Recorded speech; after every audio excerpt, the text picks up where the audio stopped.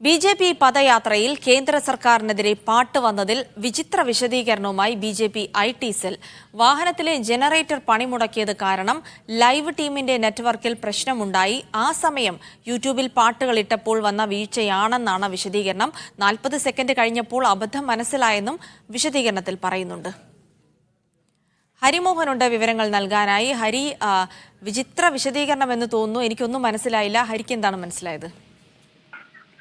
ജിൽസി, ആദ്യം ഇത് വായിച്ചപ്പോൾ എനിക്കും ഒന്നും മനസ്സിലായില്ലായിരുന്നു. പക്ഷേ എന്തായാലും വിശദീകരണം ഇങ്ങനെയാണ് നൽകിയിട്ടുള്ളത് എന്നുള്ളതാണ് വസ്തുത. അതായത് പൊന്നാനി ലോക്സഭാ മണ്ഡലത്തിൽ വെച്ചിട്ടാണ് ഇത്തരത്തിലൊരു പാട്ട് വന്നിട്ടുള്ളത്.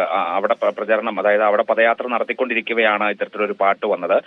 ഈ വിശദീകരണത്തിൽ പറയുന്നത് ഇങ്ങനെയാണ്: പ്രോഗ്രാം ലൈവ് കൊടുക്കാനായിട്ടൊരു ടീം ഉണ്ടായിരുന്നു. നിശ്ചയിച്ചതിലും വൈകിയാണ് ഈ യാത്ര ആരംഭിക്കുന്നത്. അങ്ങനെ ലൈവ് വാഹനത്തിൽ സെറ്റ് ചെയ്തിരുന്ന ജനറേറ്റർ ഇടയ്ക്ക് പ്രവർത്തനരഹിതമായി. ഈ സമയം ലൈറ്റ് പ്രോപ്പറായി പ്രവർത്തിക്കാത്ത സമയത്ത് ലൈവ് ടീമിന്റെ നെറ്റ്വർക്കിലും പ്രശ്നമുണ്ടായി. അങ്ങനെ ലൈവ് ബ്രേക്ക് ആയിട്ടുള്ള സമയത്ത് കേരള ബി.ജെ.പിയുടെ യൂട്യൂബ് ചാനലിൽ ബി.ജെ.പിയുടെ ഗാനങ്ങൾ സെർച്ച് ചെയ്ത് പാട്ടിടുകയായിരുന്നു ചെയ്തത്. പദയാത്ര അനൗൺസ്മെന്റ് വാഹനത്തിന്റെ സൗണ്ട് കാരണം ഈ പാട്ടുകൾ ഏതൊക്കെയാണെന്ന് ചെക്ക് ചെയ്യാൻ കഴിയാതെയും പോയി. അങ്ങനെ ഒരു 40 സെക്കൻഡ് ഈ പാട്ട് ലൈവിൽ പോയി. പ്രോഗ്രാം ലൈവ് ഈ പാട്ട് ലൈവിൽ പോയി. അതായത് നമ്മൾ നേരത്തെ കേട്ട കേന്ദ്ര സർക്കാരിനെതിരായിട്ടുള്ള ആ പാട്ട് ലൈവിൽ പോയി. അതിനുശേഷം 40 സെക്കൻഡ് കഴിഞ്ഞപ്പോഴാണ് ഇത് മനസ്സിലാകുന്നത്. അതിനുശേഷം പ്രോഗ്രാം ലൈവിലേക്ക് മടങ്ങി വരികയും ചെയ്തു. അങ്ങനെയാണ് ഇത് സംഭവിച്ചത് എന്നുള്ളതാണ് പറഞ്ഞത്. ഏകദേശം 3 മണിക്കൂറോളം ഇത്തരത്തിൽ ലൈവ് പോയി. അതിലാകെ അബദ്ധം പറ്റിയത് ഈ 40 സെക്കൻഡാണ്. അത് കൈയബദ്ധമാണ് സംഭവിച്ചത്. മറ്റുള്ളവർക്ക് ഇടപെടാൻ കഴിയുകയും ആരെങ്കിലും വിളിച്ചു പറയാൻ സാധിക്കുകയും ചെയ്യുന്നതിന് മുന്നേ തന്നെ ലൈവിലേക്ക് മടങ്ങി വരികയും ചെയ്തു എന്നുള്ളതാണ് ഐ.ടി. സെല്ലിന്റെ ഒരു വിശദീകരണമായി പറയുന്നത്.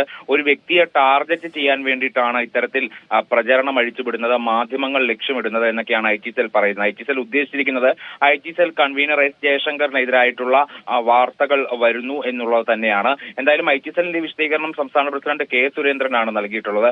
അദ്ദേഹത്തിന് ഇത് വായിച്ചാൽ എങ്ങനെയാണ് തോന്നുക എന്നുള്ളതാണ് ഇനിയിപ്പോൾ പ്രധാനപ്പെട്ട ഒരു കാര്യം. അദ്ദേഹം അതെങ്ങനെ മനസ്സിലാക്കിയെടുക്കുന്നു എന്ന് കൂടെ കാണേണ്ടിയിരിക്കുന്നു. എന്തായാലും ഒരു വിശദീകരണം, വിചിത്രമാണെങ്കിൽ ഒരു വിശദീകരണം ഐ.ടി. സെൽ ഇപ്പോൾ സംസ്ഥാന അധ്യക്ഷന് നൽകിയിരിക്കുന്നു എന്നുള്ളതാണ്. ഹരിമോഹനാണ് വിവരങ്ങൾ നൽകിയത്.